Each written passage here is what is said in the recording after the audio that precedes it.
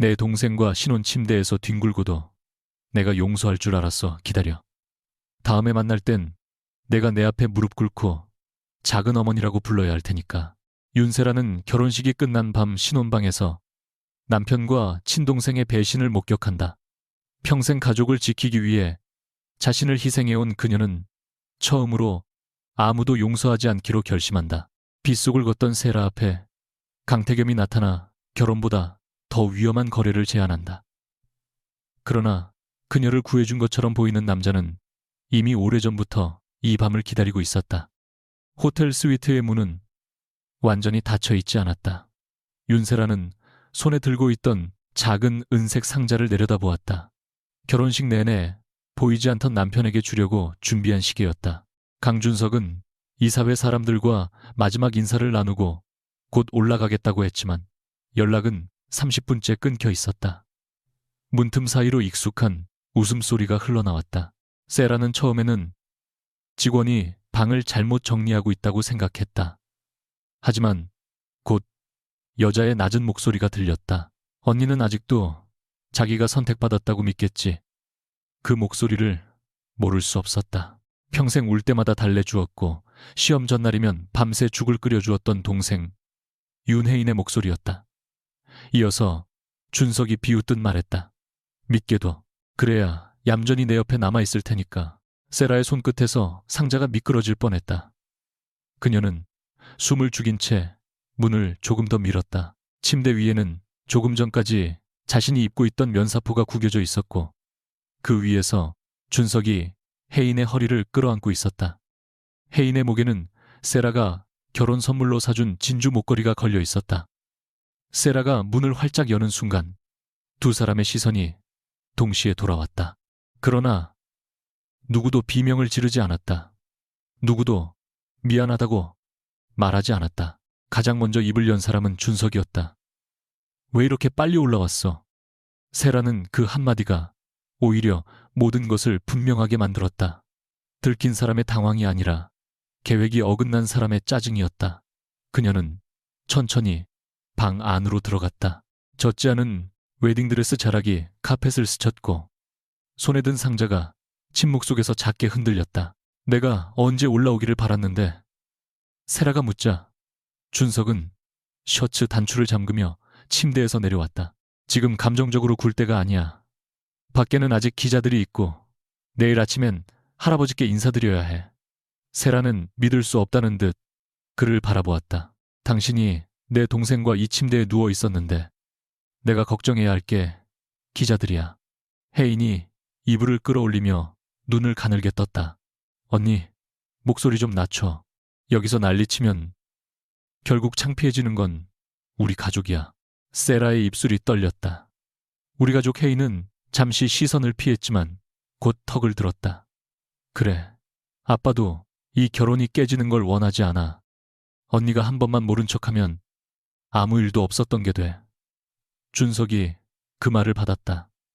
정확히는 네가 아내 자리를 지키고 혜인은 지금처럼 내 일을 도우면 돼. 괜히 판을 깨서 모두를 곤란하게 만들지 마. 세라는 자신이 잘못 들었는지 확인하듯 물었다. 그러니까 나는 아내로 남고 내 동생은 당신의 여자로 남겠다는 뜻이야. 준석은 한숨을 내쉬었다. 그렇게 저급하게 말하지 마. 이건 감정이 아니라 현실이야. 그 현실이라는 단어는 세라가 평생 들어온 명령과 닮아 있었다. 혜인이 아프니 네가 참아야 한다. 아버지가 힘드니 네가 먼저 양보해야 한다. 준석이 후계 경쟁 중이니 내 이름보다 그의 이름이 앞에 나가야 한다. 그녀는 대학원 진학을 포기했고 자신이 만든 화장품 브랜드 전략을 준석의 성과로 발표하게 했으며 혜인이 불안해할 때마다 자신의 옷과 친구와 기회까지 내주었다. 그 모든 선택을 사랑이라고 믿었다. 하지만 침대 위에 구겨진 면사포를 보는 순간 사랑이라 부르던 것들이 사실은 타인에게 자신을 뜯어먹게 허락한 흔적처럼 보였다. 세라는 손에 든 은색 상자를 열었다. 안에는 준석이 오래전부터 갖고 싶어 하던 한정판 시계가 놓여 있었다. 그녀가 지난 1년 동안 몰래 준비한 선물이었다. 준석의 표정이 잠시 굳었다. 세라는 시계를 꺼내 바닥에 내려놓고 구두굽으로 유리판을 밟았다. 얇은 파여름이 방안을 갈랐다. 혜인이 놀라 몸을 움찔하자 준석이 세라의 손목을 거칠게 붙잡았다. 정신 나갔어. 세라는 그의 손을 내려다본 뒤 차갑게 말했다. 놔. 세라야. 지금 네가 무슨 짓을 하는지 몰라서 그래. 알아. 태어나서 처음으로 내 물건을 내가 부수고 있어. 준석의 손가락에 힘이 더 들어갔다. 이 결혼은 네 기분 하나로 끝낼 수 있는 게 아니야. 네가 만든 청년 프로젝트도 네 아버지 회사의 대출도 전부 우리 쪽에 묶여 있어. 그제야 세라는 그의 진짜 공포가 자신을 잃는 데 있지 않다는 사실을 깨달았다. 그가 두려워하는 것은 자신과 함께 따라오는 능력과 자료와 명분을 잃는 일이었다. 혜인은 침대에서 내려와 가운을 걸쳤다. 그녀는 울먹이는 얼굴을 만들었지만 눈에는 눈물이 없었다. 언니, 나도 이렇게까지 하고 싶었던 건 아니야. 그런데 언니는 늘 다 가졌잖아. 엄마의 기대도, 아빠의 신뢰도, 사람들의 칭찬도, 심지어 준석 오빠까지. 세라는 헛웃음을 흘렸다. 그래서 내 결혼식 날 내 남편과 잤어. 혜인의 얼굴이 일그러졌다. 언니는 평생 나한테 뭘 줬다고 생각하지만 난 늘 언니가 버린 것만 받았어. 언니가 입던 옷, 언니가 실증 낸 가방, 언니가 포기한 기회. 이번에는 내가 먼저 선택받고 싶었어. 준석이 신경질적으로 말했다. 혜인아, 그만해. 하지만 혜인은 멈추지 않았다. 오빠는 나랑 있을 때 편하대. 언니처럼 계속 옳은 말만 하고 일로 압박하지 않아서 좋대. 세라는 준석을 바라보았다. 그 말이 사실이야.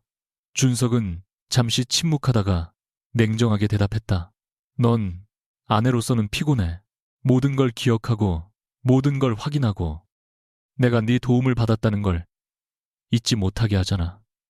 세라는 가슴 한가운데서 무언가가 조용히 끊어지는 소리를 들었다. 이상하게도 더는 울고 싶지 않았다. 그녀는 손목을 비틀어 준석의 손에서 빠져나온 뒤 왼손의 결혼 반지를 바라보았다. 몇 시간 전만 해도 그 반지는 새 삶의 시작이었다. 지금은 자신이 자발적으로 찬 수갑처럼 보였다. 두 사람은 착각하고 있어. 세라가 낮게 말했다. 내가 조용했던 건 몰라서가 아니라 사랑하는 사람들을 잃고 싶지 않아서였어. 하지만 이제 잃을 사람이 없네. 준석의 얼굴에 처음으로 불안이 스쳤다. 그는 문 쪽으로 향하는 세라의 앞을 막았다. 어디가 당신이 없는 곳. 내일 아침에 가족들에게 뭐라고 설명할 건데. 당신이 설명해. 현실을 잘 아는 사람이니까. 준석이 이를 악물었다. 지금 나가면 네 아버지 회사부터 위험해질 거야. 감당할 수 있어. 그 말은 언제나 세라를 붙잡던 쇠사슬이었다. 아버지 동생 직원들 가족의 체면. 그러나 이번에는 쇠사슬이 목을 조르기 전에 그녀가 먼저 잘라냈다. 내가 감당할 일과 당신이 책임질 일을 이제부터 구분할 거야. 세라는 문을 열기 전 혜인을 돌아보았다. 혜인은 두려움과 승리감이 뒤섞인 얼굴로 서 있었다. 세라는 동생에게 소리치거나 뺨을 때리지 않았다. 오히려 아주 조용히 말했다. 네가 빼앗은 게 내 자리라고 생각하지 마. 넌 지금 내가 버리고 가는 사람 옆에 서 있을 뿐이야. 혜인의 입술이 하얗게 질렸다. 준석은 세라의 팔을 다시 잡으려 했지만 그녀가 먼저 문을 닫았다. 복도 끝 거울에 비친 자신의 모습은 처참할 만큼 아름다웠다. 구겨진 웨딩드레스, 흐트러진 머리목에 남은 진주 장식. 세라는 엘리베이터 안에서 귀걸이와 목걸이를 하나씩 빼 가방에 넣었다. 마지막으로 반지를 빼려 했지만 손가락이 부어 쉽게 빠지지 않았다. 그녀는 억지로 돌려 빼냈다. 살갗이 붉게 벗겨졌지만 통증은 거의 느껴지지 않았다. 호텔 정문 밖에는 늦은 밤까지 비가 내리고 있었다. 직원이 우산을 내밀었지만 세라는 받지 않았다. 웨딩드레스 차림의 신부가 혼자 걸어 나오는 모습을 알아본 몇몇 사람들이 휴대전화를 들었고 호텔 직원들은 당황해 시선을 피했다. 세라는 계단을 내려와 차들이 늘어선 도로 쪽으로 걸었다.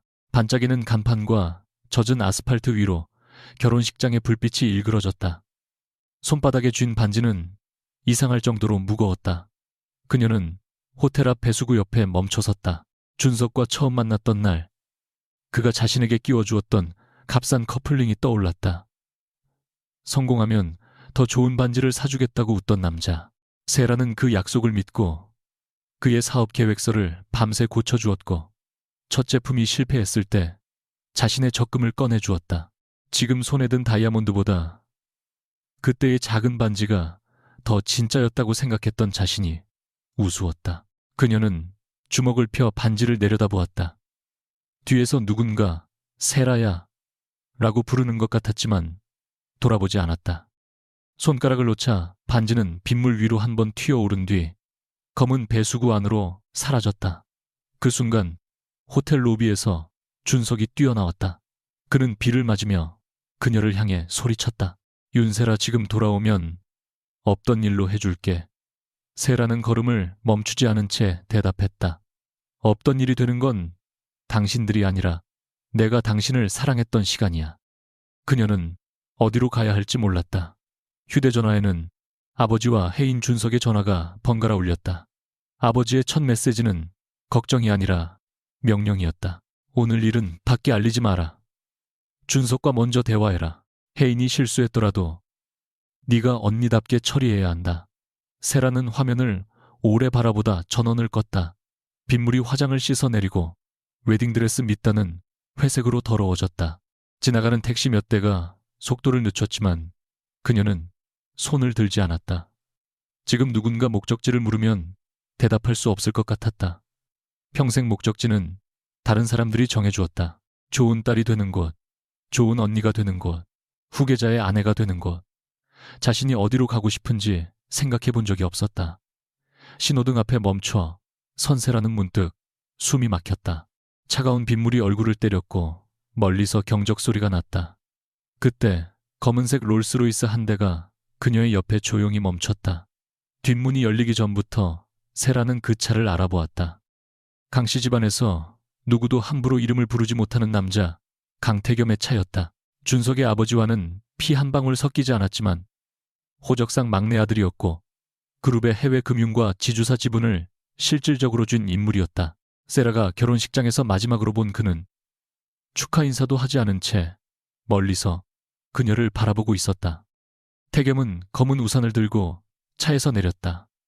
그의 정장 어깨에는 빗방울 하나 묻지 않았고 얼굴에는 놀람도 동정도 없었다. 마치 이 시간, 이 장소에서 그녀를 만나기로 오래전에 약속한 사람처럼 침착했다. 그는 세라에게 다가와 우산을 기울였다. 빗소리가 갑자기 멀어지자 세라는 오히려 숨이 더 막혔다. 태겸의 시선이 그녀의 비어있는 왼손에 머물렀다. 반지는 버렸나? 질문이라기보다 확인에 가까운 말이었다. 세라는 경계하듯 그를 바라보았다. 어떻게 아셨어요? 태겸은 대답하지 않고 차 안에서 회색 코트를 꺼내 그녀의 어깨에 둘러주었다. 코트는 놀랄 만큼 정확하게 몸에 맞았다. 세라가 밀어내려 하자 그가 낮게 말했다. 지금 쓰러지면 당신이 아니라 그들이 피해자인 척할 거야. 살아서 화를 내. 세라는 씁쓸하게 웃었다. 축하하러 오신 줄 알았는데요. 축하할 결혼이 아니었으니까 그걸 왜 이제 말하죠? 태겸의 눈빛이 아주 잠깐 흔들렸다가 다시 차갑게 가라앉았다. 그는 우산 손잡이를 세라 쪽으로 조금 더 기울이며 말했다. 내가 미리 말했으면 믿었겠어. 세라는 대답하지 못했다. 몇 시간 전에 자신이라면 준석을 변호했을 것이다. 혜인이 외로워서 오해받았을 뿐이라고 했을 것이다. 태겸은 그녀의 침묵을 예상했다는 듯 차문을 열었다. 안에는 마른 수건과 낮은 굽의 구두, 따뜻한 물이 준비되어 있었다. 구두는 세라의 발에 맞는 크기였다.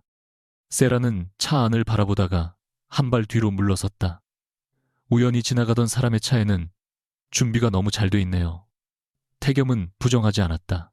빗물이 우산 가장자리에서 일정한 선을 그리며 떨어졌다. 멀리 호텔 현관에서 준석이 사람들을 밀치며 이쪽으로 뛰어오는 모습이 보였다. 태겸은 그를 한 번 바라본 뒤 세라에게 시선을 돌렸다. 선택해. 저쪽으로 돌아가서 또 한 번 모두를 이해해 주든지 내 차에 타서 처음으로 내 편이 되든지. 세라는 그의 말에서 다정함보다 위험을 먼저 느꼈다. 강태겸은 손을 내밀지 않았다. 대신 문을 열어둔 채 그녀가 스스로 들어오기를 기다렸다. 그것이 배려인지 계산인지 알 수 없었다. 준석의 목소리가 가까워졌다. 작은아버지, 이건 우리 부부 문제입니다. 세라를 넘기세요. 우리더나. 태겸의 입가에 차가운 미소가 번졌다. 그는 세라를 향해 우산을 더 깊이 기울인 채 준석에게 말했다. 부부 문제라면 신혼방에서 처제와 뒹굴기 전에 해결했어야지. 준석의 얼굴이 굳었다. 세라는 그 순간 처음으로 태겸이 이미 모든 것을 알고 있었다는 확신을 느꼈다. 그러나 질문은 나중이었다. 지금 그녀에게 필요한 것은 돌아가지 않을 용기였다. 세라는 젖은 드레스 자락을 들어 올리고 차 안으로 들어갔다. 태겸은 문을 닫기 직전 그녀를 바라보며 아주 낮게 말했다. 드디어 자유로워졌군. 이제 그 자식은 당신을 작은 어머니라고 불러야 해. 세라가 눈을 떴을 때 가장 먼저 본 것은 낯선 천장이 아니라 침대 옆 탁자에 놓인 자신의 휴대전화였다. 전원이 꺼져 있었는데도 화면 아래에는 새 충전기와 메모 한 장이 가지런히 놓여 있었다. 아침 식사는 10시, 변호사는 11시, 의사는 필요하면 대기 중. 글씨는 태겸의 것이 아니었지만 문장마다 그의 성격이 묻어 있었다. 모든 가능성을 미리 닫아두는 사람의 문장이었다. 세라는 몸을 일으키다 어깨에서 흘러내린 회색 셔츠를 보고 잠시 굳었다. 어젯밤 젖은 웨딩드레스를 벗은 뒤 누가 갈아입혀준 것은 아니었다. 여성 비서가 새 옷을 가져와 문 밖에서 기다렸고 세라가 직접 문을 잠근 채 갈아입었다. 그런데 셔츠와 바지, 심지어 실내화까지 정확히 맞았다. 거실로 나가자 한강이 내려다 보이는 유리창 앞에 태겸이 서 있었다. 그는 밤새 한숨도 자지 않은 사람처럼 셔츠 소매를 걷은 채 서류를 읽고 있었다. 세라가 내 치수는 어떻게 알았어요? 라고 묻자 태겸은 종이에서 시선을 떼지 않고 결혼식 준비 자료에 있었어 라고 답했다. 그 자료를 왜 당신이 봤죠? 세라가 다시 묻자 그제야 그가 고개를 들었다. 어젯밤 당신이 길에서 쓰러지는 것보다 옷 치수를 아는 게 더 큰 문제인가. 세라는 그의 논리를 따라가지 않았다. 내가 무엇을 문제라고 느낄지는 내가 정해요. 태겸의 눈빛이 잠깐 깊어졌다. 그는 손에 들고 있던 서류를 탁자 위에 내려놓았다. 표지에는 혼인 및 공동 대응에 관한 합의서라는 제목이 적혀 있었다. 세라는 계약서를 한 장씩 천천히 넘겼다. 법적으로 기존 혼인이 정리된 뒤 1년 동안 태겸과 혼인 관계를 유지하고 그 기간 동안 서로의 대외적 지위를 보호하며 청년 프로젝트에 관한 권리를 공동으로 회수한다는 내용이었다. 태겸은 담담하게 설명했다. 준석은 네가 혼자 움직이면 불안정한 사람으로 몰 거야. 이미 호텔 내부 영상과 목격자를 막으려 하고 있어. 내 아버지 회사 대출도 압박할 수 있고. 세라는 마지막 장을 덮었다. 그래서 당신 아내가 되면 안전해진다. 적어도 강준석은 함부로 손대지 못해. 그럼 나는 준석의 아내 자리에서 당신의 보호 대상 자리로 옮기는 거네요. 태겸의 미간이 아주 조금 좁아졌다. 말을 비틀지 마. 세라는 펜을 집었지만 서명하지 않았다. 대신 빈 종이를 끌어당겨 세 줄을 썼다. 첫째, 강태겸은 윤세라의 거처와 일정과 인간관계를 동의 없이 결정하지 않는다. 둘째, 복수와 소송에 관련된 정보를 숨기지 않는다. 셋째, 윤세라는 어떤 이유로든 계약을 종료하고 떠날 수 있다. 그녀는 종이를 돌려 그에게 밀었다. 이 조건을 본문에 넣어요. 태겸은 세 번째 문장을 오래 바라보았다. 내가 너를 지키는 동안에도 떠날 수 있게 해달라는 건가? 세라는 차갑게 웃었다. 당신이 나를 지킨다는 이유로 가둘 수도 있으니까요. 거실에 짧은 침묵이 내려앉았다. 마침내 태겸이 펜을 들었다. 좋아. 대신 네가 위험을 숨기고 혼자 움직이지 않는다는 조항도 넣어. 세라는 고개를 저었다. 보고는 하되 허락은 받지 않아요. 두 사람은 한 문장을 두고 10분 넘게 다퉜다. 결국 태겸은 보고 의무만 남기고 승인 문구를 지웠다. 세라는 그제야 서명했다. 그 순간 계약은 시작됐지만 누구도 상대를 신뢰하지 않았다. 합의가 끝난 지 1시간도 지나지 않아 태겸은 첫 번째 조건을 어겼다. 세라가 옷을 갈아입고 현관으로 나오자 검은 정장을 입은 경호원 2명이 엘리베이터 앞에 서 있었고 그녀의 가방과 노트북은 이미 새 차량으로 옮겨져 있었다. 비서 한유진은 정중하게 당분간 외부 이동은 저희가 지원하겠습니다. 라고 말했다. 세라가 누가 부탁했죠? 라고 묻자 유진의 시선이 태겸에게 향했다. 그는 태연하게 재킷 단추를 잠그며 호텔 앞 영상이 퍼지기 시작했어. 기자들이 내 집과 회사로 갈 거다 라고 말했다. 그래서 내 물건을 허락 없이 옮겼어요. 시간이 없었어. 세라는 경호원에게 손을 내밀었다. 가방 주세요.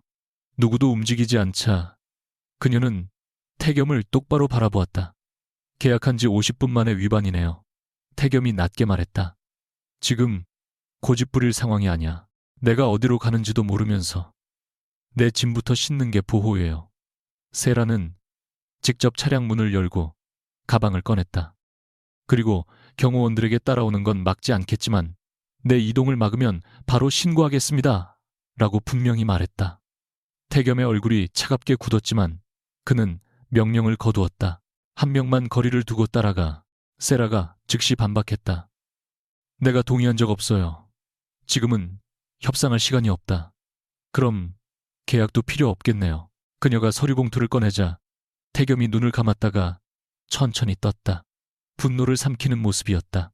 결국 그는 경호원들을 물렸다. 대신 유진에게 비상 연락망만 전달하라고 지시했다. 세라는 엘리베이터에 혼자 올라탔다. 문이 닫히기 직전 태겸이 말했다. 정호의 한남동 본가로 와. 네가 직접 봐야 할 게 있어. 세라는 대답하지 않았지만 문이 닫힌 뒤에도 그의 굳은 표정이 오래 남았다. 정호의 강씨 집안 식사는 조용한 전쟁터였다. 한남동 저택의 긴 식탁에는 강 회장과 준석의 부모 준석과 혜인이 이미 앉아 있었다. 혜인은 세라가 결혼식 전날 선물한 크림색 원피스를 입고 있었고 준석은 아무 일도 없었던 사람처럼 정장을 갖춰 입고 있었다. 세라가 태겸과 나란히 들어서자 준석이 먼저 일어났다. 세라야, 밖에서 얘기하자. 세라는 그를 지나쳐 빈자리에 앉으며 할 말이 있으면 여기서 해라고 말했다. 준석의 어머니가 찻잔을 내려놓았다. 신혼 첫날부터 집안을 망신시키고 다니는 게 내 방식이니. 태겸이 의자를 당겨 세라가 앉는 것을 확인한 뒤 맞은편에 자리했다. 망신은 세라가 만든 게 아닙니다. 강 회장이 무겁게 물었다. 태겸아, 네가 왜 이 일에 끼어드느냐? 태겸은 준비해온 서류를 식탁 위에 놓았다. 윤세라 씨의 혼인이 정리되는 즉시 저는 이 사람과 결혼할 생각입니다. 수저가 접시에 부딪히는 소리가 날카롭게 울렸다. 준석이 의자를 밀치며 일어났다. 미쳤습니까? 태겸은 눈썹 하나 움직이지 않았다. 말버릇부터 고쳐. 곧 네가 작은 어머니라고 부를 사람이야. 혜인의 얼굴에서 핏기가 사라졌고 준석의 아버지는 주먹으로 식탁을 내리쳤다. 그러나 세라는 태겸을 바라보았다. 이 발표는 그녀와 상의되지 않았다. 그녀가 낮게 결혼할 생각이 아니라 계약을 검토 중이라고 했죠. 라고 정정하자 방 안의 시선이 한꺼번에 몰렸다. 태겸의 입술이 굳었다. 세라는 시선을 피하지 않았다. 내 인생을 발표할 권리는 나에게 있어요. 강 회장은 그 장면을 오래 지켜보다가 처음으로 흥미롭다는 듯 눈을 가늘게 떴다. 준석은 식사가 끝나기도 전에 세라를 서재 옆 복도로 끌고 갔다. 그는 사람들의 시야가 사라지자 다정한 얼굴을 버렸다. 작은 아버지와 언제부터였어? 세라는 손목을 뿌리치며 당신이 혜인과 시작하기 전부터였다고 믿고 싶겠지. 그래야 당신이 덜 쓰레기처럼 보일 테니까. 라고 말했다. 준석은 이를 악물었다. 내가 잘못한 건 인정해. 하지만 너도 정상은 아니야. 결혼식 다음 날 내 작은아버지와 재혼 얘기를 꺼내 내가 꺼낸 게 아니야. 그리고 당신과의 혼인이 끝나기 전엔 아무 일도 하지 않을 거야. 준석의 눈빛이 계산적으로 변했다. 청년 프로젝트 자료는 어디 있어? 세라는 헛웃음을 흘렸다. 역시 그게 먼저네. 준석은 목소리를 낮췄다. 그 프로젝트는 그룹 자산이야. 내 개인 감정 때문에 흔들리면 수백 명이 피해를 봐. 내 이름을 지운 것도 수백 명을 위해서였어. 준석은 대답하지 않았다. 대신 오늘 안에 돌아오면 혜인과 정리하겠다고 말했다. 바로 그때 복도 끝에서 혜인이 나타났다. 그녀는 그 말을 들은 듯 얼굴이 새하존다. 준석은 잠시 당황했지만 곧 세라에게 더 가까이 다가가 속삭였다. 너는 결국 가족을 버리지 못해. 내 아버지 회사가 막히면 제일 먼저 돌아올 사람이 너야. 세라는 그 확신이 어디서 왔는지 알고 있었다. 자신이 수년 동안 가르쳐준 것이었다. 그녀는 준석의 넥타이를 똑바로 정리해주듯 손끝으로 가볍게 잡았다가 놓았다. 맞아. 어제까지의 나는 그랬지. 그런데 당신이 그 여자를 죽였어. 복도 끝에 서 있던 태겸이 그 말을 들었다. 그의 표정은 읽을 수 없었지만 세라가 준석에게서 돌아서는 순간 한 걸음 앞으로 나왔다. 세라는 그의 옆을 지나며 말했다. 따라오지 마요. 지금은 혼자 가겠습니다. 태겸은 이를 악문 듯 턱이 굳었지만 이번에는 멈춰섰다. 오후 3시 세라는 자신이 일했던 성수동 브랜드 연구실에 도착했다. 출입카드가 정지되어 있을 것이라 예상했지만 아직 작동했다. 그녀는 빈 사무실에 들어가 오래된 서랍부터 열었다. 청년 프로젝트는 원래 세라가 전통 발효 원료와 현대적 피부 장벽 연구를 결합해 만든 브랜드 기획이었다. 그러나 준석이 투자자들 앞에서 발표할 때마다 그녀의 이름은 실무 지원으로 축소됐고 혜인은 어느 순간부터 회의에 앉아 세라의 문장을 자신의 아이디어처럼 반복했다. 세라는 그때마다 가족이니 괜찮다고 생각했다. 지금 보니 그들은 그녀의 양보를 동의서처럼 사용하고 있었다. 다행히 세라는 초안과 수정 기록을 습관적으로 개인 저장 장치에 보관해 두었다. 메일 서버에는 자신이 원료 업체와 직접 조율한 기록, 실패한 시제품을 수정한 과정, 준석이 내 이름을 전면에 내세우면 후계 구도가 복잡해진다고 보낸 메시지가 남아 있었다. 그녀는 자료를 복사하고 파일마다 날짜와 작성자를 다시 확인했다. 그때 연구실 문이 열리고 예전 팀원 박소민이 들어왔다. 소민은 놀라다가 곧 문을 잠갔다. 선배, 여기 오시면 안 돼요. 오늘 아침부터 윤혜인 이사가 새 크리에이티브 디렉터로 온다고 공지됐어요. 세라의 손이 멈췄다. 소민은 떨리는 목소리로 덧붙였다. 그리고 회사에서 선배가 자료를 빼돌리고 강태겸 부회장과 도망갔다는 확인서를 쓰라고 했어요. 세라는 분노보다 차가운 명료함을 느꼈다. 준석은 예상보다 빨리 움직였다. 그녀는 소민에게 거짓 증언을 요구받은 날짜와 발신자를 기록해달라고 부탁했다. 나 때문에 위험해질 수 있어요. 라는 소민의 말에 세라는 고개를 저었다. 이번에는 내가 앞에 설게.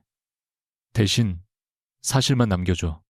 1시간 뒤 혜인은 연구실 앞에서 기자들을 불러 세운 채 새 브랜드의 방향을 발표하고 있었다.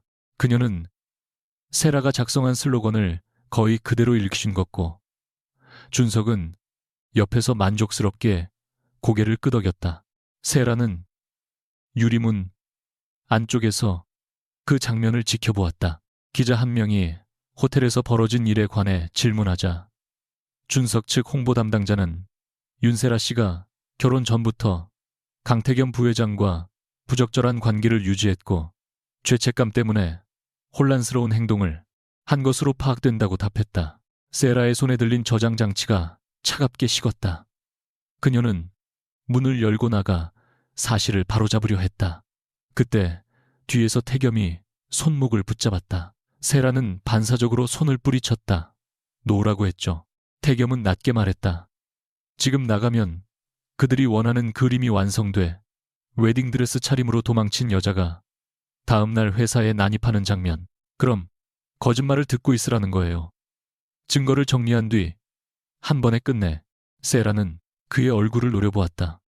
당신은 늘 내가 언제 말하고 언제 움직여야 하는지 결정하네요.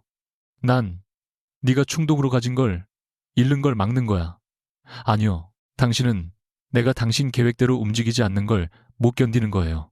태겸의 눈빛이 서늘하게 굳었다. 그는 유리문 밖의 준석을 바라보며 내가 원하면 저 발표를 5분 안에 중단시킬 수 있어 라고 말했다. 세라는 더 차갑게 대답했다. 그러니까 하지 마요. 내가 되찾을 일을 당신 권력으로 훔치지 마요. 태겸은 처음으로 말문을 잃었다. 세라는 문 대신 비상계단 쪽으로 걸었다. 공개 대결은 미뤘지만 그것은 그의 명령을 따른 것이 아니라 자신의 증거가 아직 충분하지 않다고 판단했기 때문이었다. 지하 주차장에 도착하자 유진이 태겸에게 다가와 작은 목소리로 보고했다. 세라는 몇 걸음 앞서가다가 자신의 이름이 들려 멈췄다. 호텔 쪽은 계획대로 정리됐습니다. 그날 밤 동선 기록도 외부에는 나오지 않을 겁니다. 유진의 말이 끝나자 공기가 얼어붙었다. 태겸이 즉시 한유진이라고 경고했지만 이미 늦었다. 세라는 천천히 돌아섰다. 그날 밤 계획이요. 유진의 얼굴이 굳었다. 대표님, 그건 태겸이 말을 잘랐다. 차량과 경호 동선을 말하는 거야. 세라는 그에게 다가갔다. 호텔 앞에 우연히 있었던 게 아니라는 건 알고 있었어요. 그런데 동선 기록을 왜 정리하죠? 태겸은 잠시 침묵하다가 준석 쪽이 네가 내 차에 탄 장면을 불륜 증거로 편집하려 해서 막은 것뿐이야 라고 말했다. 설명은 논리적이었다. 하지만 그의 눈이 아주 짧게 유진에게 향한 것을 세라는 놓치지 않았다. 두 사람 사이에는 자신이 모르는 문장이 하나 더 남아 있었다. 세라는 계약서 4번을 가방에서 꺼내 두 번째 조항을 손가락으로 짚었다. 관련 정보를 숨기지 않는다. 오늘이 첫날이에요. 강태겸 씨. 태겸의 얼굴에서 모든 감정이 사라졌다. 지금 네가 알아야 할 건 준석이 내일 아침 청년 프로젝트의 권리를 이사회에 넘기려 한다는 것뿐이야. 아니요. 내가 알아야 할 건 당신이 어디까지 알고 있었는지예요. 태겸은 대답하지 않았다. 세라는 그 침묵을 하나의 답으로 받아들였다. 그리고 차에 타는 대신 주차장 출구를 향해 걸었다. 뒤에서 태겸이 세라야 라고 불렀지만 그녀는 멈추지 않았다. 이번에는 비도 웨딩드레스도 돌아가야 할 집도 없었다. 대신 손안에는 자신의 이름을 되찾을 증거가 있었고 마음속에는 새로 태어난 의심이 있었다. 강준석만이 자신을 속인 것은 아닐지도 몰랐다. 세라는 그날 밤 강태겸의 펜트하우스로 돌아가지 않았다. 성수동 작업실 근처에 작은 비즈니스 호텔에 방을 잡고 휴대전화와 노트북을 침대 위에 펼쳐놓았다. 준석이 퍼뜨린 소문은 예상보다 빠르게 번지고 있었다. 기사 제목은 신혼 첫날 사라진 재벌가 며느리, 남편의 작은아버지와 심야 동행 같은 자극적인 문장으로 채워졌고 댓글에는 사실보다 상상이 먼저 자리를 잡았다. 세라는 처음에는 해명문을 쓰려 했지만 문장을 완성할 때마다 태겸의 목소리가 떠올랐다. 지금 나가면 그들이 원하는 그림이 완성돼. 그 말이 옳다는 사실이 더 화가 났다. 옳은 판단을 내렸다는 이유만으로 그에게 자신의 선택권을 넘겨줄 수는 없었다. 그녀는 호텔 출입 기록을 확인하고 싶어 결혼식 당일 전달받은 안내 문자와 모바일 키 기록을 하나씩 열어보았다.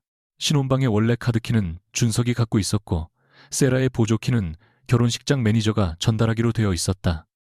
그러나 실제로 그녀가 받은 키에는 호텔 로고가 아닌 외부 보안업체의 임시 승인 코드가 붙어 있었다. 세라는 코드 번호를 검색하다 낯익은 회사명을 발견했다.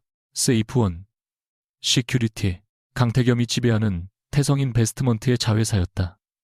그녀의 손이 키보드 위에서 멈췄다. 우연이라고 믿기에는 이미 너무 많은 우연이 겹쳐 있었다. 다음 날 아침, 세라는 한유진에게 직접 전화했다. 유진은 잠시 침묵하다. 대표님께 먼저 말씀드리겠습니다. 라고 답했다. 세라는 차갑게 말했다.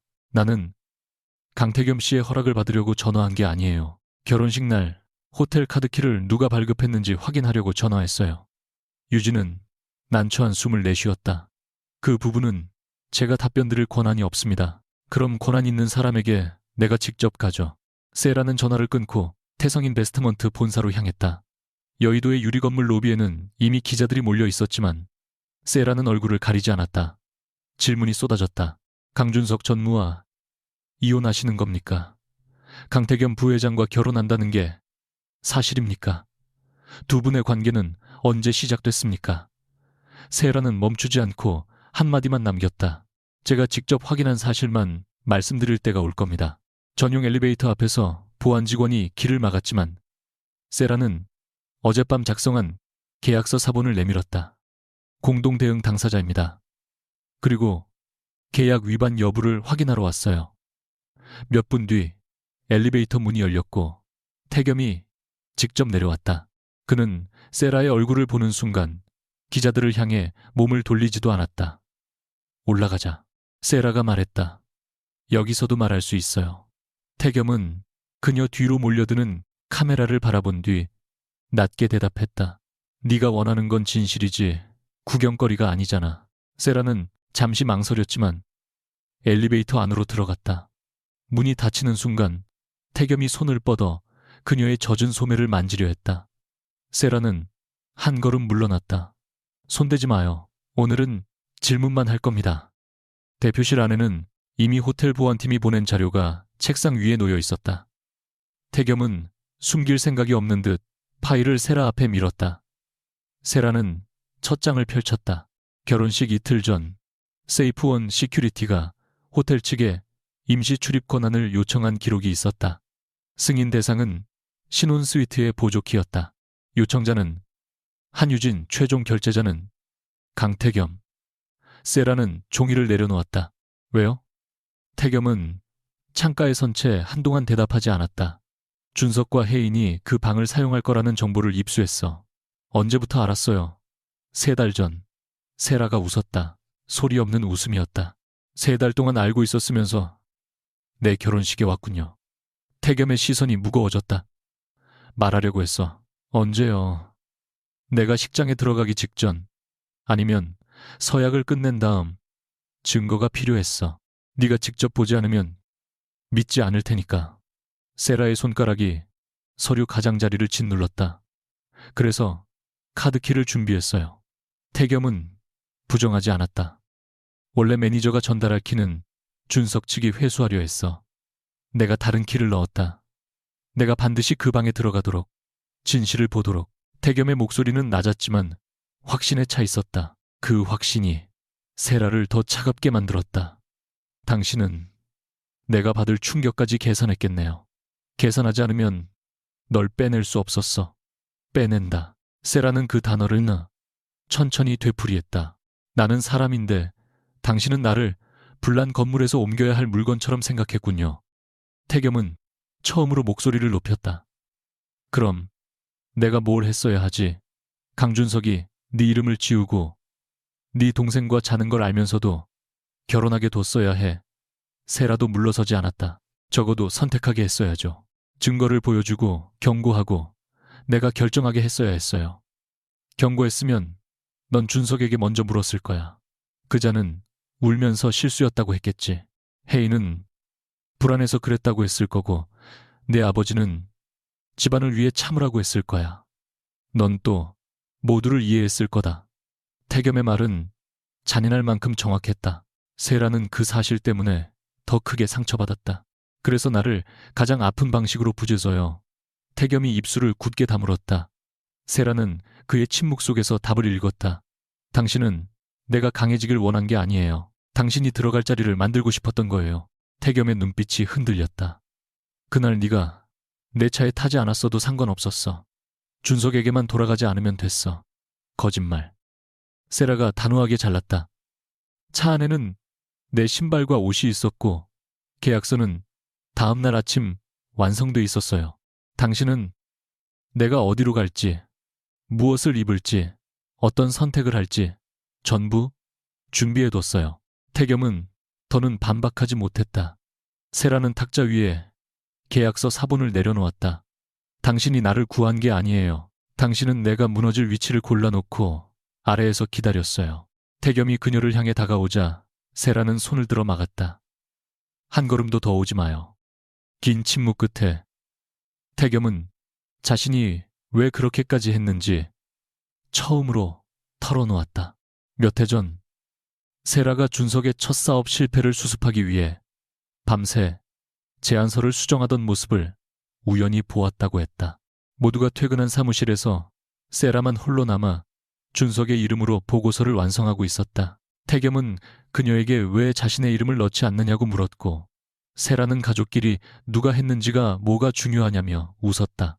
그날부터 그는 세라가 결국 자신을 모두 내어주다 사라질 사람처럼 보였다고 말했다. 넌 사람을 사랑할 때 내 몫을 지워 그렇게 지워지다가 아무것도 안 남을 것 같았어. 세라는 담담하게 대꾸했다. 그렇다고 당신이 내 삶을 대신 써도 되는 건 아니에요. 태겸은 고개를 숙였다가 다시 들었다. 알아. 하지만 기다릴 수 없었어. 그의 목소리에는 처음으로 두려움이 묻어 있었다. 강씨 집안은 내가 아끼는 걸 알면 반드시 이용했어. 어머니가 그랬고 내 편이었던 사람들도 그랬지. 그래서 내가 먼저 모든 변수를 통제해야 했어.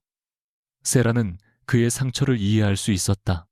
그러나 이해한다고 해서 용서해야 하는 것은 아니었다. 이것이 그녀가 가장 늦게 배운 진실이었다. 당신이 두려웠다는 건 알겠어요. 하지만 당신의 두려움 때문에 내가 선택권을 잃어야 할 이유는 없어요. 태겸이 낮게 말했다. 미안하다. 세라는 잠시 눈을 감았다. 준석은 한 번도 제대로 사과하지 않았다. 태겸의 사과는 진심일지도 몰랐다. 그래도 늦었다. 사과가 진실을 바꾸지는 않아요. 세라는 손가락에 끼고 있던 얇은 약혼 반지를 빼 책상 위에 올려놓았다. 법적 효력도 사랑의 약속도 없는 계약용 반지였지만 금속이 책상에 닿는 소리는 이상할 만큼 크게 들렸다. 태겸은 반지를 바라보다 계약을 끝내겠다는 건가? 라고 물었다. 적어도 지금은요.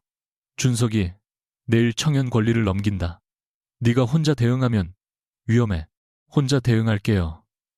자존심 때문에 모든 걸 잃을 수도 있어. 세라는 조용히 그를 바라보았다. 당신은 아직도 모르네요. 내가 지키려는 건 프로젝트만이 아니에요. 내가 내린 선택이 내 것이라는 감각이에요. 태겸은 주먹을 움켜쥐었다. 세라야, 세라야, 세라야, 내 이름을 그렇게 부르지 마요. 지금은 당신 입에서 들으면 그것조차 계획된 것처럼 느껴져요. 태겸의 얼굴에서 핏기가 빠졌다. 그는 그녀를 붙잡지 않았다. 아마 계약서의 세 번째 조항을 기억했을 것이다. 윤세라는 어떤 이유로든 떠날 수 있다. 세라는 문 앞에서 멈추지 않고 말했다. 나를 따라오거나 사람을 붙이면 이번에는 강준석보다 먼저 당신을 세상에 알릴 겁니다. 문이 닫힌 뒤 태겸은 한동안 움직이지 못했다. 책상 위에는 반지와 찢어지지 않은 계약서가 나란히 놓여 있었다. 그는 처음으로 자신이 만든 완벽한 계획 속에서 가장 중요한 것을 잃었다는 사실을 깨달았다. 세라가 향한 곳은 아버지의 집이 아니었다. 그녀는 박소민과 함께 외부 저장 장치에 남은 청연 자료를 분류하고 프로젝트에 참여했던 전 직원들에게 연락했다. 처음에는 누구도 쉽게 나서지 못했다. 준석은 여전히 그룹의 후계자였고 혜인은 공식 크리에이티브 디렉터로 발표된 상태였다. 세라는 사람들에게 자신을 믿어달라고 부탁하지 않았다. 대신 각자가 작성한 보고서 회의 기록 수정 날짜만 보존해달라고 했다. 누구 편에서 달라는 말이 아니에요. 본인이 한 일을 본인 이름으로 남겨달라는 겁니다. 그 말에 몇몇 직원이 마음을 열기 시작했다. 원료연구원은 세라가 직접 보낸 수정 요청 메일을 전달했고 패키지 디자이너는 혜인이 발표한 시안이 세라의 초기 스케치와 같다는 기록을 보내왔다. 세라는 처음으로 타인의 도움을 받으면서도 그들을 자신의 희생으로 묵지 않았다. 모든 자료에는 제공자의 동의를 기록했고 공개 범위도 각자가 결정하게 했다. 밤이 깊어질 무렵 준석에게 전화가 왔다. 그는 마치 기다렸다는 듯 부드러운 목소리로 말했다. 작은 아버지와 싸웠다며. 내가 그 사람이 어떤 인간인지 말했잖아. 세라는 놀라지 않았다. 태겸과의 결별 소식이 벌써 강씨 집안에 퍼진 것이다. 준석은 이어서 집으로 와. 혜인과는 정리할게. 청현도 내 이름을 일부 넣어주겠다고 말했다. 세라는 한참 침묵하다 물었다. 일부 준석은 태연했다. 회사 자산이니 전부는 불가능하지. 하지만 네가 협조하면 최대한 배려할게. 세라는 전화를 끊기 전 차갑게 말했다. 당신은 아직도 내가 협상하러 돌아갈 거라고 믿는군. 준석이 웃었다. 넌 혼자 못 버텨. 태겸이 버리면 결국 가족에게 돌아와. 세라는 대답했다. 그 사람이 나를 버린 게 아니야. 내가 떠난 거야. 그리고 이번에는 당신에게도 그 사람에게도 돌아가지 않아. 준석의 서재 밖에서 그 통화를 듣고 있던 혜인은 손에 든 유리잔을 세게 움켜쥐었다. 준석은 전화를 내려놓자마자 그녀를 발견하고 표정을 굳혔다. 혜인이 떨리는 목소리로 물었다. 나랑 정리하겠다는 게 무슨 뜻이야? 준석은 귀찮다는 듯 넥타이를 풀었다. 세라를 돌아오게 하려면 그렇게 말할 수도 있지. 그럼 나는 당분간 조용히 있어. 브랜드 발표만 끝나면 자리를 만들어줄게. 혜인은 그의 얼굴에서 사랑이 아닌 계산만 보았다.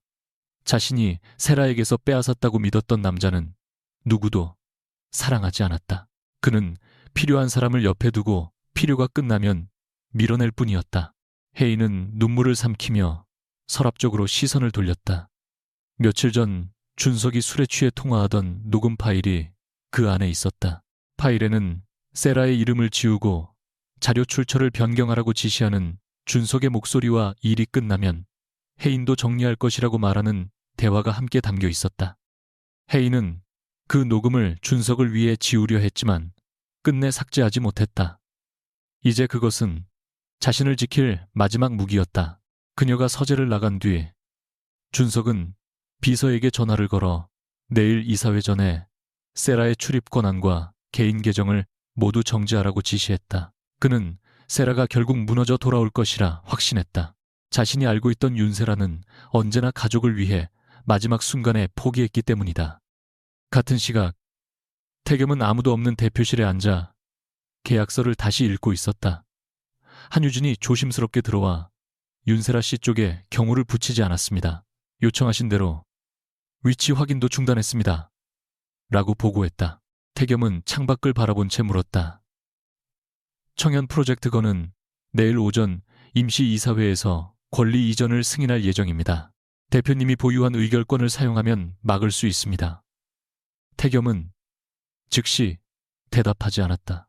이전에 그라면 세라에게 알리지 않고 이사회를 뒤집었을 것이다. 그것이 가장 빠르고 안전한 방법이라고 믿었을 것이다. 그러나 그녀의 말이 머릿속을 떠나지 않았다. 내가 되찾을 일을 당신 권력으로 훔치지 마요.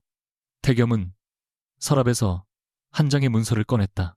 강 회장이 몇 년 전 그에게 맡긴 특별 의결권 위임장이었다. 이 문서가 공개되면 준석의 후계 구도는 단번에 무너질 수 있었다. 하지만 동시에 세라는 다시 그의 힘으로 구해진 사람이 될 것이다. 태겸은 문서를 봉투에 넣은 뒤 서랍 깊숙이 밀어넣었다. 이사회는 막지마. 유진이 놀라 그를 바라보았다. 그러면 윤세라 씨가 불리해집니다. 태겸은 낮게 대답했다. 이번에는 그 사람이 선택하게 둬. 그러나 그 말이 끝난 뒤에도 그의 손은 주먹을 쥔 채 떨리고 있었다. 사랑하는 사람을 놓아주는 일은 그에게 어떤 적과 싸우는 것보다 어려웠다. 그리고 태겸은 아직 알지 못했다. 세라가 곧 자신이 숨겨둔 위임장의 존재까지 발견하게 되면 두 사람 사이에 남은 마지막 신뢰마저 무너질 수 있다는 것을.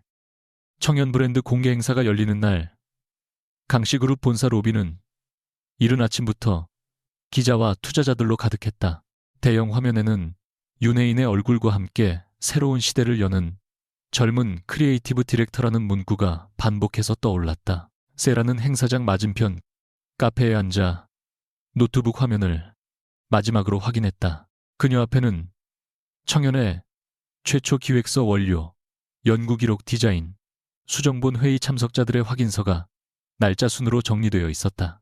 박소민을 비롯한 5명의 전현직 직원은 자신이 작성한 부분만 증언하기로 동의했고, 법률 대리인은 자료의 취득 과정과 공개 범위를 검토했다. 세라는 누구에게도 거짓말을 요구하지 않았다. 자신을 위해 싸워달라고도 부탁하지 않았다. 각자의 이름 아래 각자의 일을 돌려놓는 것, 그것이 그녀가 준비한 반격의 전부였다.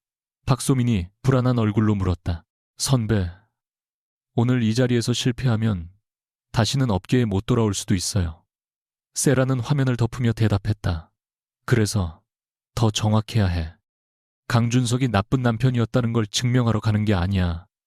그 사람이 남의 일을 훔쳐 회사를 위험하게 만들었다는 걸 보여주러 가는 거야. 그때 휴대전화에 짧은 메시지가 도착했다. 발신자는 강태겸이었다. 필요하면 의결권을 쓰겠다. 세라는 한참 화면을 바라보다 단 한 문장만 답했다. 내가 요청하기 전에는 아무것도 하지 마세요. 행사장 안에서 준석은 자신감 넘치는 표정으로 연단에 올랐다. 그는 청년이 전통 원료와 첨단 피부 과학을 결합한 글로벌 브랜드라고 소개하며 모든 성과가 자신의 경영 판단과 혜인의 창의성에서 시작된 것처럼 말했다. 혜인은 밝은 조명 아래에서 미소를 짓고 있었지만 손끝은 끊임없이 떨렸다. 발표 화면에 세라가 직접 작성한 첫 문장이 떠올랐다. 피부는 기억한다. 우리가 무엇을 견뎌왔는지를. 혜인은 그 문장을 읽다가 잠시 목이 막혔다. 준석은 객석에서 그녀를 날카롭게 바라보며 계속하라는 신호를 보냈다. 발표가 절반쯤 진행됐을 때 행사장 뒤쪽 문이 열렸다. 검은 정장을 입은 세라가 법률 대리인과 박소민 2명의 연구원과 함께 들어왔다. 웨딩드레스 차림으로 호텔을 떠난 지 며칠 만에 공식 석상에 나타난 그녀를 향해 카메라가 한꺼번에 돌아갔다. 준석은 순간 굳었지만 곧 마이크를 잡고 웃었다. 개인적인 문제로 혼란을 겪고 있는 제 아내가 예고 없이 찾아왔군요. 오늘은 회사의 미래를 이야기하는 자리이니 가족 문제는 따로 해결하겠습니다. 세라는 통로 한가운데 멈춰 섰다. 맞아요. 오늘은 가족 문제가 아니라 회사의 미래를 이야기하러 왔습니다. 그녀는 기자들에게 미리 배포된 자료 봉투를 들어보이며 덧붙였다. 그리고 저는 누가 누구를 사랑했는지 말하지 않을 겁니다. 누가 누구의 성과를 훔쳤고 그 거짓말 때문에 어떤 위험이 생겼는지만 말씀드리겠습니다. 준석이 직원들에게 세라를 내보내라고 손짓했지만 행사장을 공동 주관한 외부 투자사 측 관계자가 이를 막았다. 세라가 제출한 자료에 사업 가치와 관련된 중대한 이의가 포함되어 있었기 때문이다. 진행자는 당황한 채 해명 시간을 10분만 주겠다고 했다. 세라는 연단 옆 화면에 자신의 노트북을 연결했다. 첫 번째로 나타난 것은 청년 프로젝트가 시작되기 1년 전 작성된 기획서였다. 문서에는 세라의 이름과 작성 시간이 남아 있었고 이후 수십 차례 수정 과정이 자동 기록되어 있었다. 다음 화면에는 원료 연구원에게 보낸 메일 패키지 디자이너와 주고받은 스케치, 실패한 시제품의 문제를 분석한 보고서가 차례로 나타났다. 세라는 감정을 섞지 않고 말했다. 이 문서들은 모두 회사 서버와 외부 협력업체의 기록으로 교차 확인했습니다. 제가 주장하는 것은 브랜드의 소유권 전체가 아닙니다. 다만 현재 발표되고 있는 개발 과정에서 제 이름과 실무자들의 이름이 의도적으로 삭제되었다는 사실입니다. 준석이 마이크를 빼앗듯 잡았다. 부부 사이에서 함께 논의한 자료를 개인 창작물처럼 포장하는 겁니다. 최종 의사결정은 내가 했어요. 세라는 곧바로 다음 화면을 띄웠다. 거기에는 준석이 보낸 메시지가 있었다. 내 이름이 앞에 나오면 후계 구도가 복잡해진다. 발표는 내가 하고 넌 뒤에서 정리해. 준석의 얼굴이 굳었다. 세라는 그를 바라보며 말했다. 이건 공동작업을 인정한 사람의 문장이 아닙니다. 만든 사람을 숨기라고 명령한 사람의 문장이죠. 박소민과 연구원들은 차례로 자신이 담당했던 업무를 설명했다. 누구도 세라를 영웅으로 만들지 않았다. 오히려 청연이 한 사람의 천재적인 아이디어가 아니라 여러 실무자의 축적된 작업이라는 점을 분명히 했다.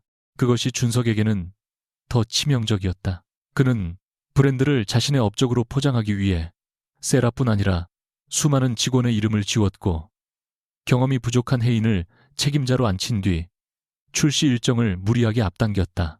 원료 연구원이 화면에 안전성, 검토 보완 요청을 띄우며 말했다. 윤혜인 이사 취임 후 이 절차를 생략하라는 지시를 받았습니다. 법적으로 즉시 문제가 된다는 뜻은 아니지만 제품 신뢰도와 회사의 장기적 위험을 고려하면 출시를 미뤄야 합니다. 투자 자석에서 웅성거림이 커졌다. 준석은 얼굴을 붉히며 시장 기회를 놓치지 않기 위한 경영적 판단이었다고 주장했다. 세라는 차분히 반박했다. 경영 판단은 책임을 전제로 합니다. 그런데 강준석 전무는 문제가 생길 경우 연구팀이 독단적으로 일정을 승인한 것으로 정리하라고 지시했습니다.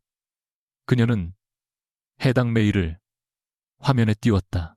준석이 비서에게 직원들의 확인서를 미리 받아두라고 한 기록이었다. 자신을 지키기 위해 실무자들에게 책임을 넘기려 했다는 사실이 드러나자 객석의 분위기가 완전히 달라졌다.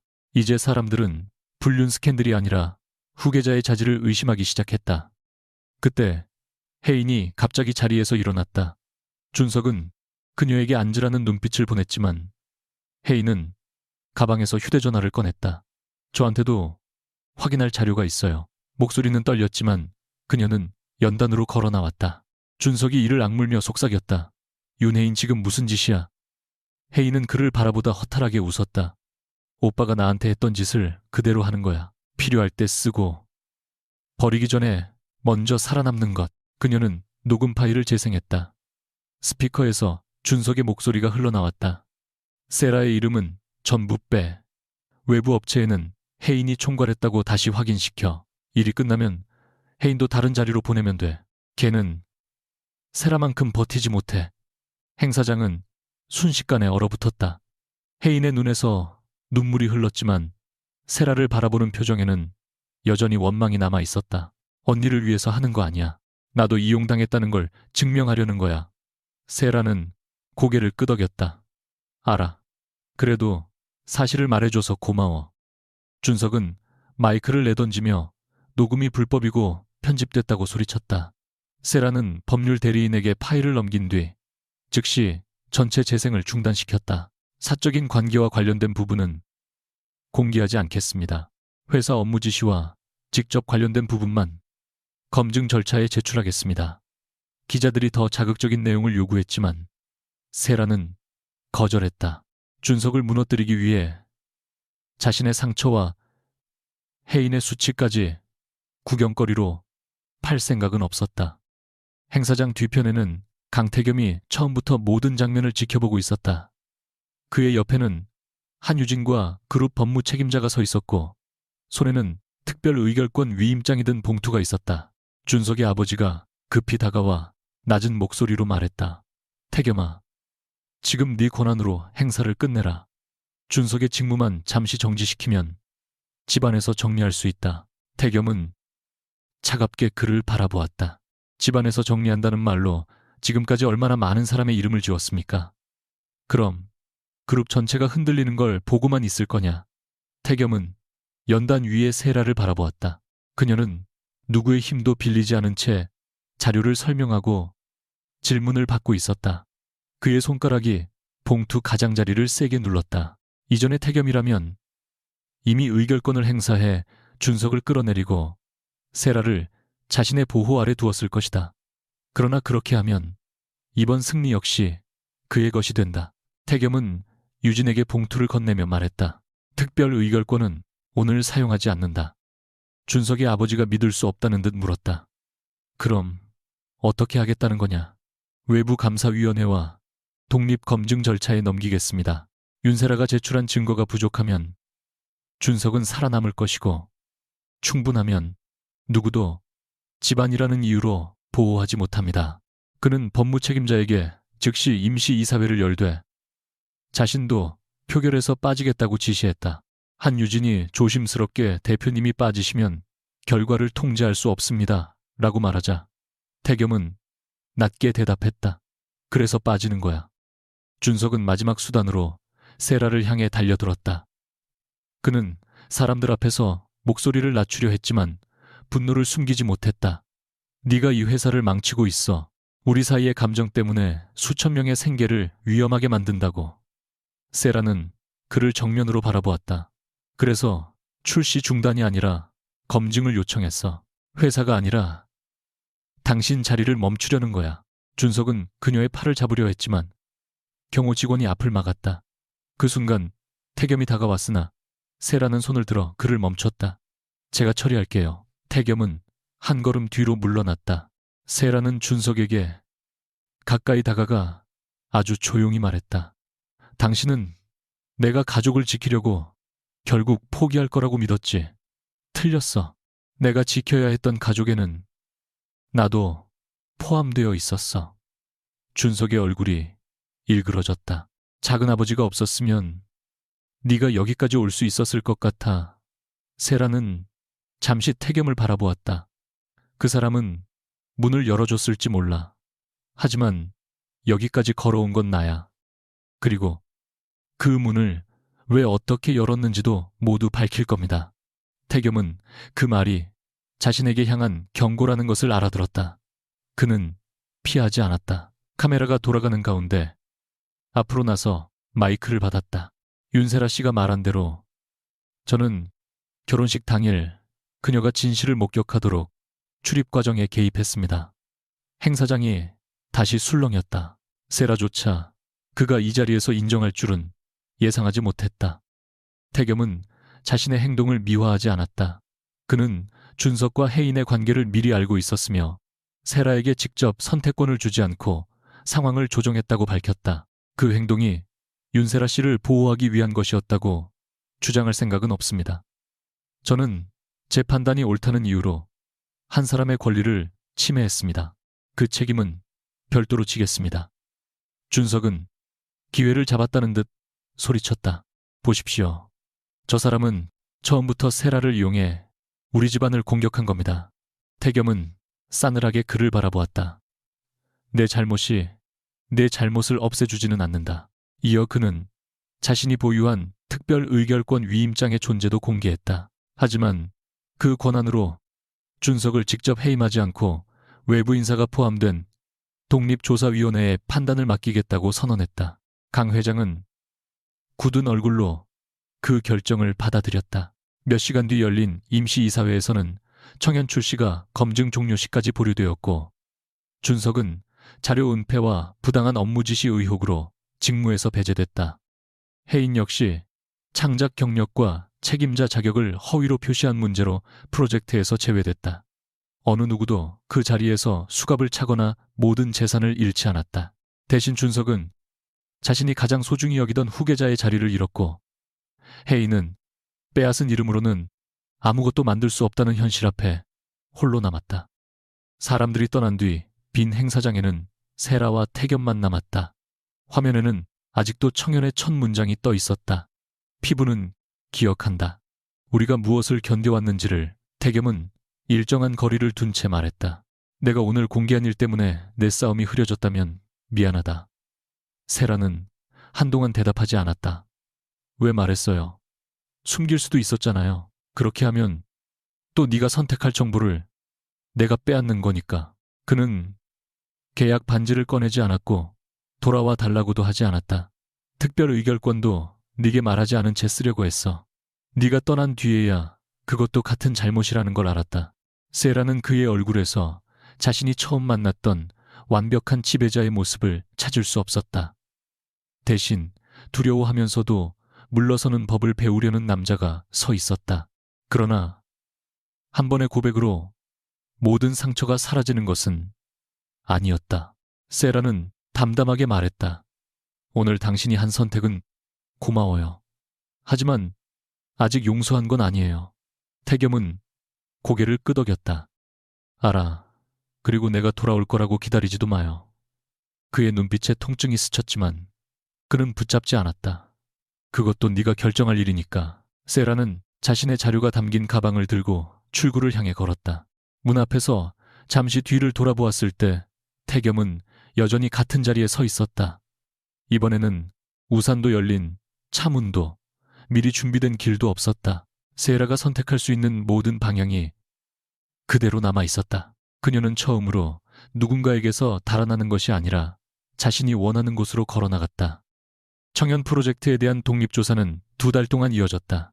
조사 결과 강준석이 실무자들의 기여를 의도적으로 축소하고 자신에게 유리하도록 보고 체계를 변경했으며 출시 과정에서 발생할 위험을 연구팀에 떠넘기려 했다는 사실이 확인되었다.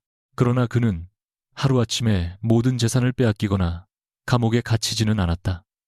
이사회는 그를 후계 구도와 핵심 경영직에서 제외하고 계열사, 말단 자문직으로 이동시켰다. 그곳에서는 누구도 그의 성을 두려워하지 않았고 모든 결제에는 근거와 책임이 요구되었다. 준석이 가장 견디기 힘들어한 것은 돈을 잃는 일이 아니라 자신이 특별한 사람이 아니라는 현실이었다.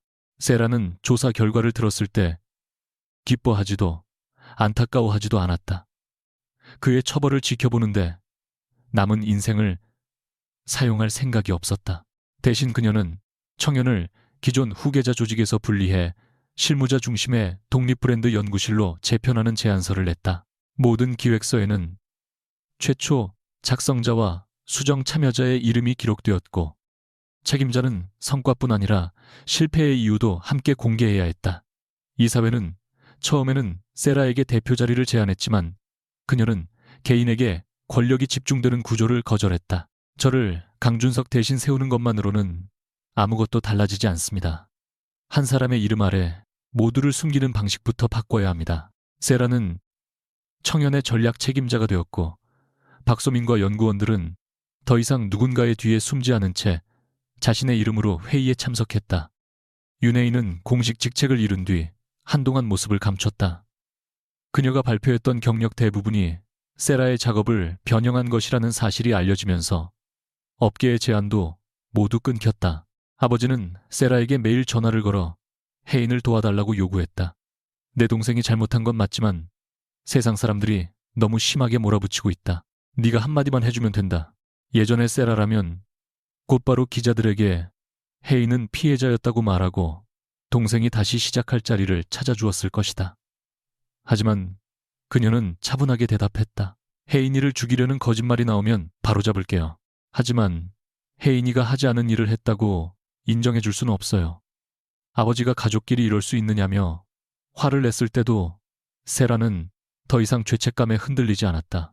가족이라서 거짓말을 덮어주는 게 사랑이라면 그 사랑 때문에 우리 모두가 이렇게 된 거예요.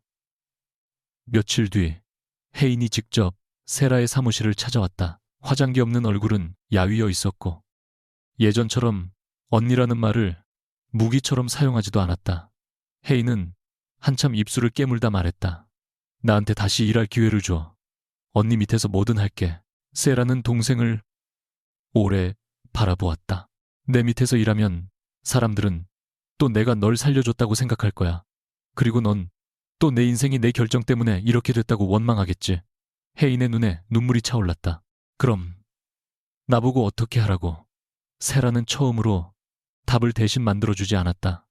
내가 무엇을 할 수 있는지 직접 찾아. 필요하면 상담을 받고 배운 적 없는 일을 처음부터 배워. 하지만 내 이름이나 죄책감을 발판으로 삼지는 마. 혜인은 울면서 세라를 원망했다. 언니는 항상 다 가졌잖아. 이제는 용서하는 척도 안 하네.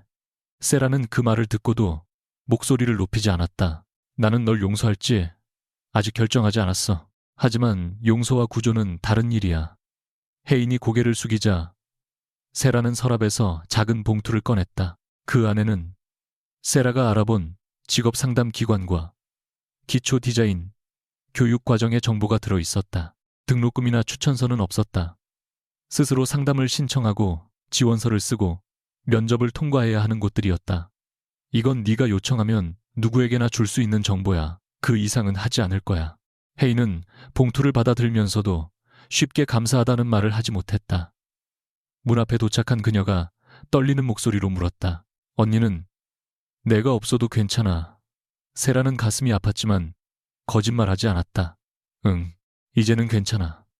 너도 언젠가 내가 없어도 괜찮아져야 해. 혜인은 끝내 눈물을 흘리며 떠났다. 몇 달 후 세라는 아버지를 통해 혜인이 작은 디자인 학원에 등록했다는 소식을 들었다. 그녀는 축하 전화를 걸지 않았다. 대신 혜인이 먼저 연락해 왔을 때만 짧게 답했다. 두 자매는 예전처럼 모든 것을 나누지 않았고 서로의 상처를 없는 일로 만들지도 않았다. 그러나 처음으로 두 사람 사이에는 희생이 아니라 거리가 생겼다. 그 거리는 차갑지만 건강했고 세라는 가족을 사랑하면서도 가족에게 자신을 내어주지 않는 법을 배워갔다. 강태겸은 청연조사 결과가 발표된 날 세라를 찾아오지 않았다. 대신 한유진이 서류 봉투 하나를 사무실로 가져왔다. 안에는 혼인계약 해지 합의서, 세라와 관련된 모든 경호 및 위치 확인 기록을 폐기했다는 확인서, 그리고 태겸이 보유하던 청연 관련 자료를 세라 측 법률 대리인에게 모두 넘겼다는 목록이 들어있었다. 마지막 장에는 그의 짧은 자필 문장이 적혀 있었다. 내가 떠날 수 있다는 조항을 지키는데 너무 오래 걸렸다. 세라는 그 문장을 한참 바라보다 계약 해지서에 서명했다. 태겸은 만나달라고 요청하지 않았고 용서를 요구하지도 않았다. 두 사람이 함께 사용하던 펜트하우스에 남아있던 세라의 물건은 직원이 아니라 여성 변호사를 통해 전달되었고 그 안에는 계약 반지도 없었다. 세라는 이상하게 허전했지만 그 감정을 사랑이라고 서둘러 부르지 않았다. 태겸이 물러난 뒤에야 그녀는 자신이 그에게 느꼈던 안도와 공포를 분리해서 볼 수 있었다. 그는 가장 어두운 밤에 우산을 씌워준 사람이었지만 동시에 그 비가 내릴 시간까지 계산했던 사람이었다. 그가 진심으로 자신을 사랑했다는 사실과 그 사랑이 잘못된 방식으로 표현됐다는 사실은 동시에 참이었다. 세라는 어느 쪽도 지우지 않기로 했다. 사랑받았다는 이유로 상처를 부정하지 않고 상처받았다는 이유로 모든 감정을 거짓으로 만들지도 않았다. 그것이 자신을 속이지 않는 첫 번째 방법이었다. 태겸에게도 쉽지 않은 시간이 이어졌다. 그는 세라와 관련된 보고를 받지 않았고 유진이 청연의 성과를 언급하려 하면 업무상 필요한 내용이 아니면 멈추게 했다. 처음 몇 주 동안 그는 무의식적으로 세라의 일정이 적혀있던 빈 화면을 열었다가 닫기를 반복했다. 누군가의 안전을 확인하지 않는 일이 무책임처럼 느껴졌고 그녀가 자신이 모르는 곳에서 힘들어할 가능성을 견디기 어려웠다. 그러나 그는 그 불안을 이유로 다시 선을 넘지 않았다. 대신 자신이 왜 타인의 선택을 믿지 못하는지 상담을 받기 시작했다. 강씨 집안에서 살아남기 위해 익힌 통제 방식이 회사에서는 능력이 되었지만 관계에서는 폭력이 될 수 있다는 사실을 인정하는데 오랜 시간이 걸렸다. 강 회장은 그를 불러 윤세라 하나 때문에 내 약점을 세상에 공개했다고 질책했다. 태겸은 예전처럼 냉소적으로 웃지 않았다. 약점이 아니라 잘못입니다. 숨긴다고 없어지지 않습니다. 그는 특별 의결권 위임장도 강 회장에게 반환했다. 특정한 한 사람이 집안의 운명을 뒤집을 수 있는 권한 자체가 또 다른 위험이라고 판단했기 때문이다. 그 결정으로 태겸의 힘은 이전보다 줄었지만 이상하게도 그는 처음으로 자기 인생을 통제하고 있다는 느낌을 받았다. 타인을 움직일 수 있는 힘과 자신을 책임지는 힘은 전혀 다른 것이었다. 반년이 흐른 뒤 청연은 수정된 일정으로 첫 제품을 공개했다. 출시 행사 무대에는 세라 혼자 서지 않았다. 연구원과 디자이너 생산 책임자들이 함께 올라 각자의 작업을 설명했다. 화면 마지막에는 프로젝트에 참여한 모든 사람의 이름이 길게 나타났다. 기자 한 명이 세라에게 강준석과의 사건이 성공의 동력이 되었느냐고 질문했다. 세라는 잠시 생각한 뒤 대답했다. 배신이 저를 성공하게 만든 것은 아닙니다. 제가 제 일을 제 이름으로 인정하기 시작한 것이 저를 여기까지 데려왔습니다. 행사 후 세라는 혼자 호텔 근처를 걸었다. 그곳은 여전히 화려했고 배수구는 다른 밤들과 다르지 않게 차들이 흘린 빗물을 삼키고 있었다. 그녀는 반지를 던졌던 자리에 멈춰섰다. 오래전에 자신이 아직 그곳에서 젖은 웨딩드레스를 입고 서 있는 것 같았다. 세라는 그 여자를 불쌍하게 여기지 않았다. 그녀는 늦었지만 결국 문을 열고 나왔고 아무도 대신 걸어줄 수 없는 길을 걸었다. 작은 보석상 쇼윈도에 심플한 은색 반지가 놓여 있었다. 세라는 충동적으로 가게에 들어가 자신의 돈으로 반지를 샀다. 결혼 반지도 약혼 반지도 아니었다. 안쪽에는 짧은 문장을 새겼다. 내 선택은 나의 것. 그녀는 반지를 왼손이 아니라 오른손에 끼웠다. 누구에게 속했다는 표시가 아니라 자신에게 돌아왔다는 증표였다. 가게를 나왔을 때 비가 내리기 시작했다. 세라는 가방에서 접이식 우산을 꺼내려다 길 건너편에 서 있는 태겸을 발견했다. 그는 검은 우산을 들고 있지 않았다. 값비싼 차도 경호원도 보이지 않았다. 짙은 코트 어깨가 빗물에 젖어 있었고 몇 달 전보다 조금 수척해진 얼굴로 세라를 바라보고 있었다. 태겸은 곧장 다가오지 않았다. 세라가 먼저 피하지 않는 것을 확인한 뒤에야 길을 건넜다. 두 사람 사이에 몇 걸음의 거리를 남긴 채 그가 말했다. 우연이라고 하면 믿지 않겠지. 세라는 씁쓸하게 웃었다. 당신이 우연을 말하면 의심부터 하게 돼요. 태겸은 솔직하게 고개를 끄덕였다. 청년 행사가 오늘이라는 건 기사로 봤어. 여기 올지는 몰랐다. 그는 세라의 오른손에 끼워진 반지를 보았지만 누구에게 받은 것이냐고 묻지 않았다. 대신 축하한다고만 말했다. 세라는 그 짧은 인사에서 그가 얼마나 많은 질문을 삼키고 있는지 느꼈다. 계약 해지 서류는 받았어요. 떠날 수 있게 한다고 써놓고 실제로는 계속 네가 돌아오길 기다렸어. 그래서 기다리는 것도 멈추려고 했어. 태겸은 젖은 머리카락을 손으로 쓸어 넘기며 천천히 말을 이었다. 널 사랑하지 않겠다는 뜻은 아니야. 사랑한다는 이유로 네 앞에 나타날 권리가 생기지 않는다는 걸 이제 안다는 뜻이야. 세라는 그의 눈을 바라보았다. 그 안에는 여전히 강한 욕망과 두려움이 있었지만 그것을 그녀의 책임으로 떠넘기려는 오만은 보이지 않았다. 태겸은 한 걸음도 더 다가오지 않은 채 물었다. 오늘은 내가 옆에서 걸어도 될까?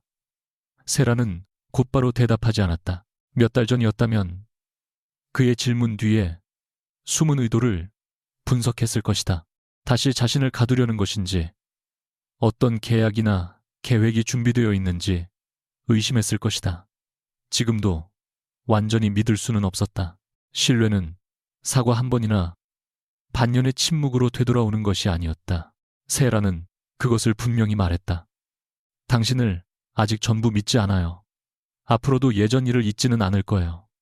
태겸은 담담하게 고개를 끄덕였다. 잊어달라고 하지 않을게. 내 일정을 묻기 전에 내가 말할 때까지 기다려야 해요. 나를 걱정해도 사람을 붙이면 끝이에요. 그리고 내가 혼자 있고 싶다고 하면 이유를 설명하지 않아도 보내줘야 해요. 알겠어. 태겸은 쉽게 영원을 약속하지 않았다. 실수하면 말해줘. 하지만 같은 잘못을 반복하면 떠나도 된다는 것도 알아. 세라는 그의 말에서 처음으로 자신을 붙잡기 위한 위협이 아니라 떠날 권리를 인정하는 진심을 들었다. 그녀는 가방에서 접이식 우산을 꺼내 펼쳤다. 작은 우산은 두 사람이 들어가기에는 넉넉하지 않았다. 세라는 손잡이를 쥔 채 한쪽으로 조금 이동했다. 오늘은 여기까지만 걸어요. 태겸은 그녀가 남겨둔 좁은 공간 안으로 조심스럽게 들어왔다. 그는 우산을 빼앗아 들지 않았고 방향을 정하지도 않았다. 두 사람은 어깨가 가끔 닿을 만큼만 가까이 선 채 세라가 선택한 길을 따라 걸었다. 1년 뒤 세라와 태겸은 작은 예식장에서 다시 마주섰다. 이번에는 강씨 집안의 권력을 과시하는 하객도 후계 구도를 위한 계약도 없었다. 청년의 동료들과 몇 명의 친구만이 자리를 지켰고 혜인은 맨 뒤에 조용히 앉아 있었다. 그녀는 자신의 힘으로 완성한 작은 포트폴리오를 세라에게 결혼 선물로 건넸다. 두 자매는 끌어안고 모든 것을 용서했다고 말하지 않았다. 다만 혜인이 이번에는 언니 것을 갖고 싶어서 온 게 아니야 라고 말했을 때 세라는 처음으로 동생의 손을 먼저 잡아주었다. 태겸은 세라에게 반지를 내밀기 전 물었다. 내가 끼워줘도 될까? 세라는 웃으며 오른손에 있던 은색 반지를 보여주었다. 이건 계속 내가 끼고 있을 거예요. 태겸은 안쪽에 새겨진 문장을 읽고 고개를 끄덕였다. 그래야 해. 세라는 자신이 고른 결혼 반지를 왼손에 끼우도록 허락했다. 예식이 끝난 뒤 밖에는 가벼운 봄비가 내리고 있었다. 태겸이 우산을 펼치려 하자 세라가 먼저 손잡이를 잡았다. 그는 아무 말 없이 그녀의 손 위에 자신의 손을 얹었다. 이번에는 어느 쪽도 상대를 끌고 가지 않았다. 두 사람은 하나의 우산 아래 서 있었지만 누구도 누구의 그늘 속에 숨지 않았다. 세라는 비 내리는 길을 바라보며 조용히 말했다. 이제야 정말 자유로워졌어요. 태겸이 그녀를 바라보며 물었다. 그런데도 나와 함께 가겠어. 세라는 우산을 그에게 조금 더 기울이며 대답했다. 자유로우니까 당신을 선택하는 거예요.